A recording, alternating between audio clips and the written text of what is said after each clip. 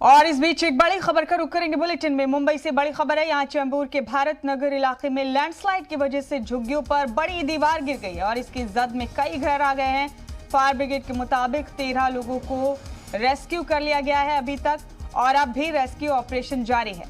बड़ा अपडेट मुंबई से आपको बता रहे हैं। मुंबई के चेंबूर के भारत नगर इलाके में लैंडस्लाइड की वजह से झुग्गियों पर बड़ी दीवार गिर गई है। कई घर इसके जद में आ गए हैं। फायर ब्रिगेड के मुताबिक 13 लोगों को रेस्क्यू कर लिया गया है और रेस्क्यू ऑपरेशन मुसलसल जारी है। इस वक्त का बड़ा अपडेट मुंबई से बता रहे हैं आपको। हादसा हुआ है मुंबई में चेंबूर के भारत नगर इलाके में। यहां लैंडस्लाइड की वजह से एक बड़ी दीवार यहां मौजूद झुग्गियों पर गिर गई है और इसकी चपेट में कई घर आ गए। 13 लोगों को अभी तक बचा लिया गया है। रेस्क्यू ऑपरेशन अब भी मुसलसल जारी है। फिलहाल किसी जानी नुकसान की खबर नहीं है। गनीमत की बात यही है, ये बड़ा हादसा मुंबई के चेंबूर में भारत नगर इलाके में पेश आया है।